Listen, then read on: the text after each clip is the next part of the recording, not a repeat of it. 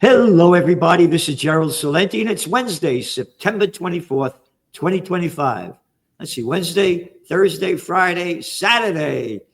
We have our Peace and Freedom rally in uptown Kingston, New York, on the Four Corners of Freedom. You go to occupypeace.com, occupypeace.com. And who's one of the top speakers there? Judge Andrew Napolitano, the man of men, who knows more about or says more about the Constitution, the Bill of Rights than anyone that I know. And Judge, thanks for being here. And you have an article coming out tomorrow. And it's maybe I shouldn't go on with this. It's about freedom of speech. You're not allowed to have freedom of speech. Oh, boy, we might get in trouble if we talk about the freedom of speech. And you're not allowed to talk about peace. No one anywhere on the prostitute media, the ABC, the CBS, the NBC, the FUCs, can't talk about peace, not allowed on there. You can only talk about war. You got an article coming out, and the quote, as you begin it with, it's going to be out tomorrow. By the way, everybody, you got to go to Judging Freedom. What the judge is putting out there, nobody else has, the people he brings on. Free speech and its discontents. Quote, it does me no injury for my neighbor to say there are 20 gods or no God. It neither picks my pocket nor breaks my leg. Thomas Jefferson.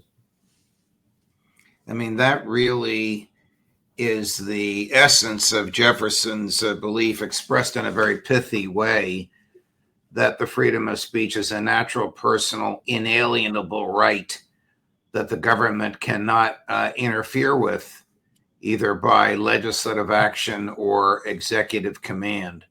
So when the Biden administration says to Google, you got to suppress that speech that's anti-vaccine, even though one of the speakers is a senator and a doctor. And when the Trump administration says to ABC, you got to suppress that guy that you have on late night TV because what he's saying is very offensive to the people mourning the death of Charlie Kirk. When the government does those things, it is doing indirectly what the First Amendment prohibits it from doing directly. The First Amendment directly prohibits the government from infringing upon the freedom of speech. So both the Biden administration and the Trump administration used private entities to do their infringing. Biden's people used Google. Trump's people used ABC News. And in both cases, it worked. And now it's been exposed. Google, and you and I have a lot of issues with them, but they now admit, mea culpa, they admit that they were wrong. I don't know what their lawyers told them 4 years ago, but now they're admitting that they were wrong. They're reinstating everybody who attacked vaccines. A lot of people probably lost a lot of business because they were using and relying on YouTube to get their message out, like you and I do. And of course, this guy, Jimmy Kimmel, with whom I probably don't agree on much, but will defend to the death his right to say whatever he wants, he's now back on. So maybe, and of course, I'm going to talk about this. My topic is the freedom of speech at your rally on Saturday. Maybe this is a free speech moment in America. You know, these freedoms wax and wane throughout history. They shouldn't. They should always be preeminent, especially something like speech. But maybe we are about to enjoy a free speech moment because the government got caught with its pants down. Google admitting the Biden people pressured them, and ABC admitting the Trump people pressured them. I don't know. This was beyond the how do you say, Bondi, our attorney general. Well, she doesn't understand the Constitution. I can only imagine what you're going to read. The lady doesn't understand the Constitution. She's just mouthing what she thinks Trump wants to hear, but let's hear it. Bondi said there's free speech and there's hate speech. And there is no speech, no place, especially now, especially what happened to Charlie, in our society. We will absolutely target you, go after you, if you are targeting anyone with hate speech. Well, if she took the basic course on the Constitution in law school, and if she passed it, and if she passed the bar exam, I'm assuming the answers to those questions are yes, yes, and yes, she would know that there is no such thing as hate speech. That speech which offends is protected speech, because one person's offense is another person's music. And the listener makes that choice, not the government. Who is she going to go after, and for what?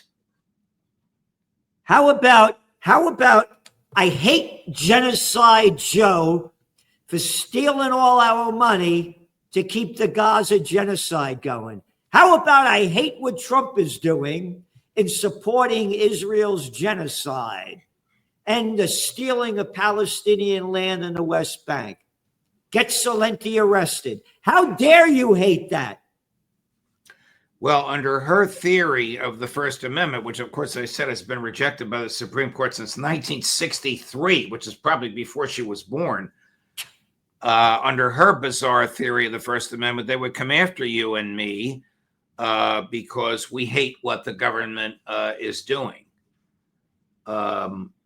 Even though that is absolutely protected speech. She did walk that back, and then she sort of said it again because somebody went to Home Depot and wanted to photocopy posters announcing the Charlie Kirk funeral, and the person at Home Depot refused to print the posters, so she threatened to prosecute.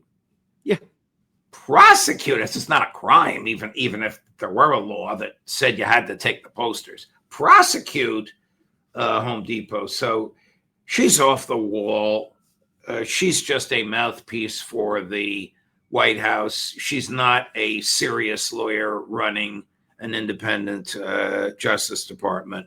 Look, Trump fired a prosecutor because a grand jury rejected an indictment. They rejected the indictment because the FBI couldn't come up with evidence of crime. Now, Trump hates the person, the Attorney General of New York, Letitia James. You and I don't agree with her on anything, but you can't prosecute her for a crime that you can't prove. Trump doesn't care. He fired the prosecutor, ordered a new prosecutor to find a charge against. This is like Joe Stalin. Show me. Remember this one, Gerald? Show me the man, and I'll show you the crime. Bondi went on Fox and declared that the Department of Justice was investigating businesses accused, you ready? As you just said, of refusing to print Charlie Kirk's picture for vigils. We can prosecute you for that, she warned. This is our Attorney General. I mean, if it weren't so serious, because even the threat of a prosecution can be ruinous to reputation, to business, and to your bank book. If it weren't so serious, it would be laughable because it is so far afield from what the law truly is. But it is an example of governmental intolerance with people who disagree with it, which is why Madison and Jefferson had the foresight to write into the fundamental law of the land, the government has nothing to do with speech. As I said in that article, who cares what the government thinks? Yeah. No, and that's the word. Government. Why don't we take it? Who are these people? They put these clowns under the broad level of government. Get back into your house. COVID's out there. Don't forget to wear this mask. And remember, before you masturbate, you better sanitize your hands. I'm the governor. I'll tell you what to do. What government? These are arrogant little pieces of scum with bad attitudes, narcissistic freaks that are robbing us of our freedom. And we put it under the, look at this clown lady, but one after another.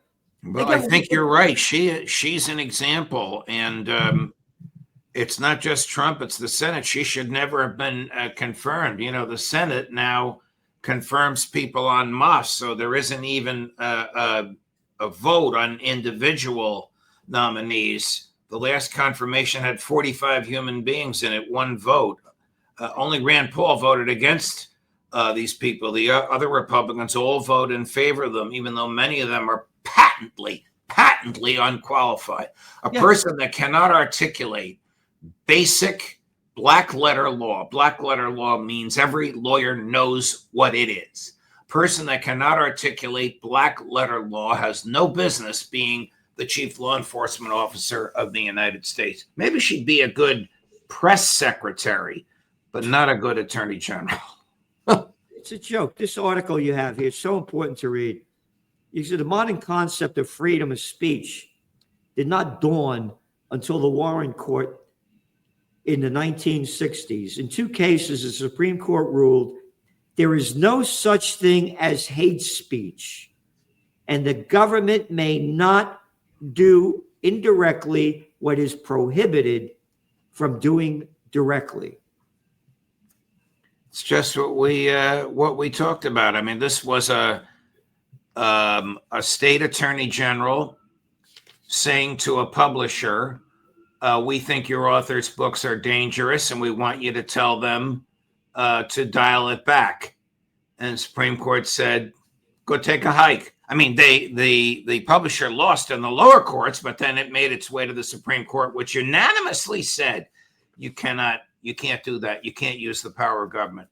If an individual in the government doesn't like the book, that individual has the freedom of speech like anybody else, but he or she cannot use the levers of governmental power to suppress free speech.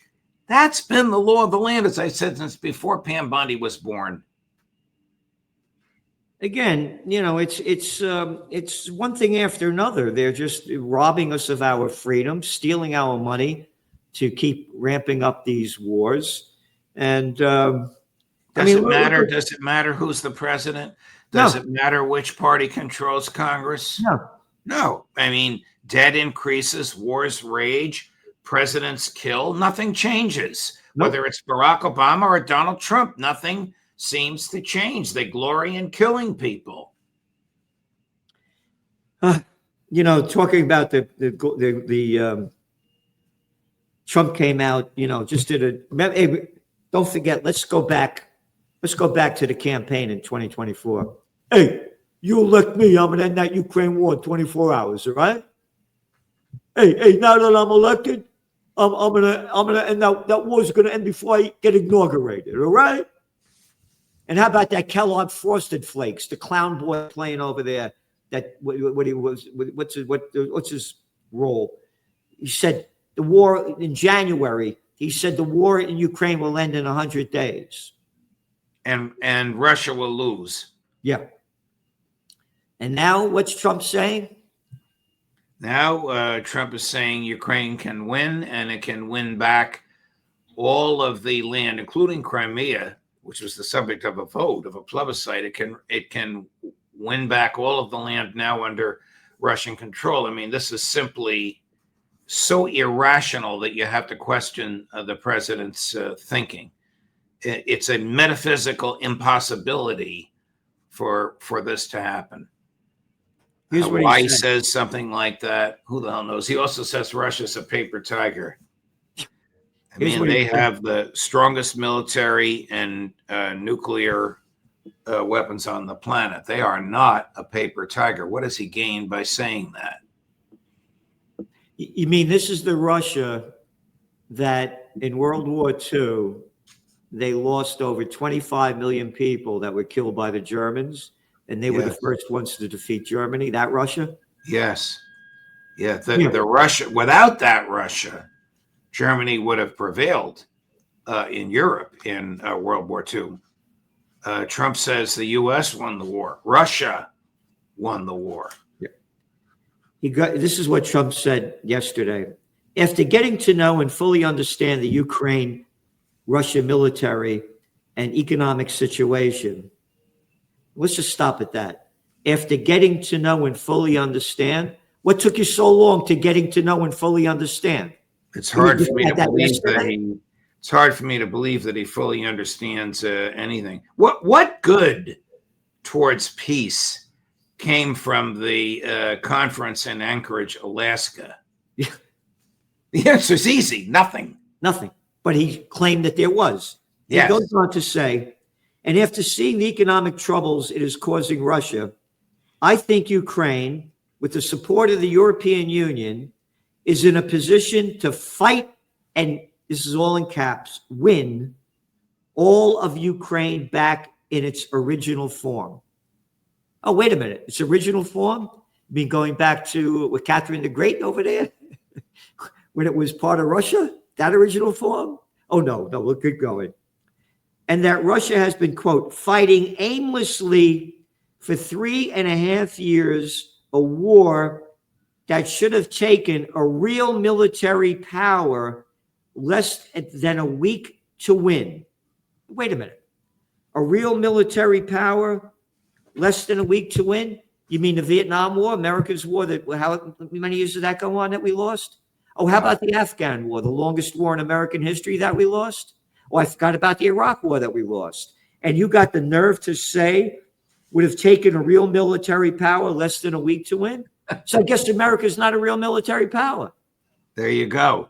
And you're the commander-in-chief, Mr. President. Commander-in-chief. What a joke. Well, it's dangerous. He's killing people, Gerald. He's blowing up these speedboats in the Caribbean. He's executing people before they're charged, tried, and convicted. They don't even know the people's names. They can't even articulate what the crime was. This is very, very dangerous. This goes back to George W. And to Barack Obama, who boasted about killing people. And now Trump does it on television. He has the Defense Department film it, and then they make the film public. Yep. You mean the Barack Obama that's quoted in the book Double Down? I'm really good at killing people? That Barack Obama? That despicable Barack Obama. The Nobel Peace of Crap Prize winner. Oh, Trump wants the Nobel Peace of Crap Prize too. He said so yesterday at the UN. Yep. And again, he's talking about that Ukraine could beat Russia. This is from 7/21/23. Vladimir Zelensky says Ukrainian counteroffensive about to gain pace. This is from June 5th, 2023. U.S. says Ukraine has sufficient supplies for counteroffensive. May 29th, 2023. Former Russian commander in Ukraine says Putin could be overthrown. Russia taking incredible losses in Ukraine. Senior U.S. I think that unfortunately the Russians have not fully learned how tough Ukraine military is. You know, said that? Victoria Nuland. That was March 30th, 2022. One lie after another on how Ukraine was going to win the war. Nobody talks about it. Nobody cares. And going back to Trump, he lied his way into office as saying that he would be a peace president. I'm not going to start a war. I'm going to stop wars. October 20th, 2024. If I were president, he said, I would have settled in one day the war, 24 hours. I want immediate peace with the Ukraine war. He said that on January 20th. On and on and on. I'm moving quickly to end wars, settle conflicts, and restore the planet to peace. I want peace. That was in a press release, January 25th of this year. Well, nobody takes him seriously. He's participated in luring negotiators to their own deaths. You know, these traps in Iran and Lebanon and Doha, where the negotiators were invited by Witkoff only to have the Israelis attempt to assassinate them. I don't know who would negotiate with the U.S. I don't know who would take him seriously, but that's where we are. And we'll be pounding away. We'll be pounding away at all of this on Saturday afternoon. Did you see the cover of this week's Trends Journal? I did, yes.